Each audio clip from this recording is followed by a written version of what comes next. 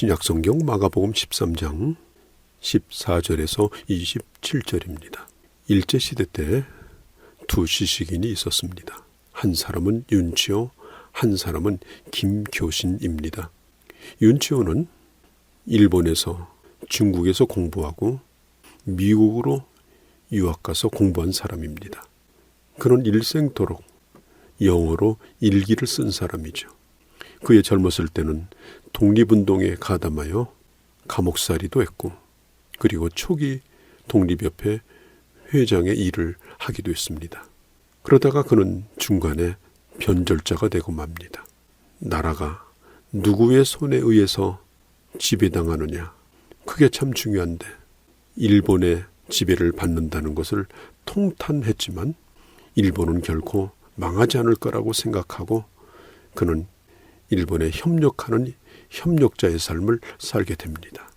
그렇게 하다가 결국은 일본으로부터 매우 중요한 직책도 받고 해방된 후로 그가 80세 때 자살하여 그의 생애를 마칩니다. 김교신이라고 하는 분은 3.1 운동에 참여하고 그리고 일본으로 유학을 떠납니다. 그 당시 일본의 가장 존경받는 선생이었던 기독교 지도자 우치무라 간조 선생을 만나서 그는 그의 제자가 됩니다. 아주 독실한 크리스찬이 되죠. 그는 돌아와 민족운동을 합니다. 특별히 기독교 정신에 입각한 성경을 가르치는 민족운동을 하는데 그는 44세의 생애를 마칩니다. 제가 왜 이 두 사람의 얘기를 하는가 하면 일본이 앞으로 망할 거냐 망하지 않을 거냐라고 하는 역사적 시각의 차이에 의해서 인생이 이렇게 갈릴 수 있다고 하는 것입니다. 기독교적 역사관은 악인은 망한다. 이 시대는 결국 종말이 있다는 것입니다. 특별히 일본 같은 제국주의는 망할 거다. 그래서 이 김교신 같은 분은 끝까지 일본이 망할 거라고 생각하고 민족주의자로 독립운동을 한 것입니다. 오늘 이 시대를 바라보는 우리의 시각은 어떻습니까? 영원히 갈 것 같습니까? 성경은 한마디로 말합니다. 끝이 올 거라는 것입니다. 세상의 아름다움과 웅장함과 편리함에 취해 있지 말고 깨어 있으라고 말합니다. 예수님께서 제자들과 함께 감람산에 앉아서 예루살렘 성과 예루살렘 성전을 바라보셨습니다. 그때 제자들이 묻습니다. 예수님 굉장하죠? 대단하죠? 얼마나 아름답습니까? 그때 그들이 보고 있었던 예루살렘 성전은 아직 완공은 되지 않았지만 공사 중에 있는 거대한 성전이었습니다. 그 이름을 일컬어 헤롯 성전이라고 하죠. 그때 예수님은 예루살렘 성과 성전이 돌 위에 돌 하나 남기지 아니하고 완전히 무너뜨려질 것에 대해서 예언을 하십니다. 13장 2절에 보면 큰 건물을 무너뜨려지리라. 오늘 현대인들이 세운 이 문명, 하나님이 없이 세운 특별히 이 종교적 바벨탑, 이 큰 건물들, 이것이 어느 순간에 다 허물어지리라고 말씀하여 주셨습니다. 어느 때인가 하면 거룩한 곳에 멸망에 가증한 것이 들어올 때 그때 종말이 올 것이라고 우리 주님께서 말씀하여 주시죠. 성경에 보면 14절에 이렇게 말합니다. 멸망에 가증한 것이 거룩한 곳에 선 것을 보거든 그때가 종말이 온 줄 알라. 이미 예루살렘 성전을 중심으로 이런 종말에 대한 예고가 몇 번 있었습니다. 예수님의 이 말씀은 다니엘서 9장 27절을 인용하신 것인데 역사적으로 보면 솔로몬 성전이 바벨론에 의해서 완전히 짓밟혀졌고 허물어졌습니다. 모든 성전에 있는 기구는 다 바벨론으로 가져가 버렸습니다. 그리고 BC 167년경 이스라엘이 시리아의 통치를 받고 있을 때 엔티오코스 에피파네스라고 하는 사람이 성전의 제단에 헬라의 제우스 신상을 갖다 놓고 하나님이 가장 싫어하는 우상의 제물을 올려놓고 하나님의 이름을 모독하며 성전을 짓밟았습니다. 그리고 AD 40년경 로마 황제 칼리쿨라가 자신의 성전을 세우려고 한 적이 있었고, 또 AD 70년에 로마의 티투스 장군이 예루살렘을 함락하면서 성전도 완전히 파괴시켜버렸습니다. 그러므로 성전을 중심으로 일어나는 이런 일들은 마지막 종말에 대한 예고입니다. 그리고 오늘 예루살렘에 가서 본 것처럼 솔로몬 성전이 있던 곳에 모슬렘의 황금 사원이 거기에 휘황찬란하게 자리를 잡고 있습니다. 아직도 멸망에 가증한 것이 거룩한 곳에 존재하고 있는 것을 보면서 우리 주님은 오늘도 우리에게 종말을 예고하고 있는 것입니다. 성경은 말합니다. 그때가 오게 될 때에 성을 빠져나와 산으로 피하라. 성 안에 있으면 꼼짝없이 처참하게 죽음을 당할 것이다. 산으로 도망을 치라.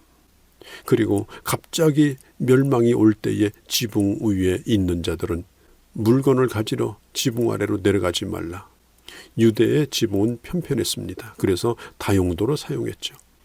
가족들이 거기에서 식사도 하고 또 기도처로 사용하기도 하고, 그런데 바깥의 계단으로 해서 집 안으로 들어가는데 그럴 시간도 없다는 것입니다. 마치 불났을 때 물건을 가지러 들어가지 못하는 것처럼, 또 밖에서 농사를 짓는 농부는 겉옷을 가지러 집 안으로 들어가지 말라고 말합니다.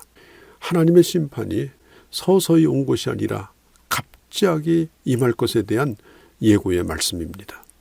어떤 소방대원은 너무나 절박한 상황이 오면 가족들에게 글을 남기기 위하여 언제나 펜과 종이를 가지고 다닌다는 말을 들었습니다. 언제 내게 위험이 처할지, 마지막 시간이 올지 모르기 때문에 준비하고 사는 겁니다.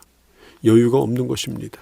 소돔 고모라가 멸망할 때 물건을 가지러 들어간 것도 아니고 다만 뒤를 돌아보았음에도 불구하고 노대 안에는 결국은 소금 기둥이 되고 말았습니다. 우리가 이 마지막 시대를 어떻게 살아야 될지를 성경은 우리에게 분명히 말합니다. 주님이 부르시면 모든 것을 버리고 떠나야 하는 존재입니다. 가진 것이 많은 사람은 주님이 부르시면 부자유스럽습니다. 물에 빠져들어가는 사람이 금덩어리를 포기하지 않으면 금덩어리와 함께 가라앉습니다. 그날이 되면 아이를 임신한 여자와 젖먹이 자식을 둔 어머니의 고통이 클 거라고 말하죠. 세상에서 가장 평화로운 모습이 바로 젖먹이는 엄마와 어린아이죠. 샬롬의 현장이죠. 그런데 그 샬롬의 현장이 고통의 현장으로 바뀔 거라는 것입니다. 그러므로 종말을 살아가는 우리는 때로는 혼자인 것처럼 어떤 것에도 매이지 말고 살으려고 고린도전서 7장 8절, 26절, 29절, 30절 그리고 33절, 34절에서 말합니다. 때로는 남편이 없는 자처럼 살고, 때로는 아내가 없는 자처럼 살고, 때로는 사랑하는 가족이 없는 자처럼 하나님을 섬기는 일, 내가 주 앞에 해야 될 온전한 일을 위해서는 참 자유자로 어떤 것에도 매이지 말고 어떤 것에도 짐이 되지 말고 하나님의 뜻을 따라 나서야 한다라고 하는 것입니다. 그때가 겨울이 되지 않도록 기도하라고 하셨습니다. 우리에게도 이런 기도가 필요합니다. 이 마지막 때 우리의 생애가 얼마나 남았는지 모릅니다. 주님이 언제 오실지 모릅니다. 갑자기 임할 겁니다. 우리의 마지막 시간도 마찬가지입니다. 살아서도 영광이요 죽음을 통해서도 하나님 앞에 영광이 되어지도록, 그날이 아름답도록, 그날이 하나님의 사람답도록 우리는 기도해야 합니다. 일사후퇴 때 눈보라가 휘날리는 그 고통스러운 때에 피난하는 것이 얼마나 힘듭니까? 특별히 이 유다는 겨울이 되면 물이 불어나서 강을 건널 수가 없습니다. 건너지 못하면 완전히 갇혀버리는 신세가 됩니다. 전무후무한 환난을 겪습니다. 그래서 18절에 겨울이 되지 않도록 기도하라고 말하죠. 우리의 종말이 겨울이 되지 않도록 주님을 영광스럽게 만나는, 하나님 앞에 부끄럽지 않은 모습으로 주님을 볼 수 있는 그날이 되도록 우리는 기도해야 할 것입니다. 이 종말이 되면은 전무후무한 환난이 오게 될 것입니다. 그러나 우리는 이 환난을 두려워하지 말아야 합니다. 환난이 없는 것은 아니지만 그 환난을 견딜 수 있는 힘을 주신다라고 우리 주님은 말씀하십니다. 택한 자를 위하여 감하셨다라고 성경은 말하고 있죠. 감당할 수 있는 은혜를 주셨으니 환난을 두려워하지 말고 어떤 경우에도 믿음으로 살아야 합니다.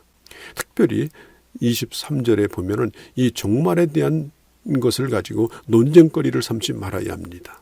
헛된 종말론에 빠지든지 신비주의에 빠지는 것은 매우 위험한 것입니다.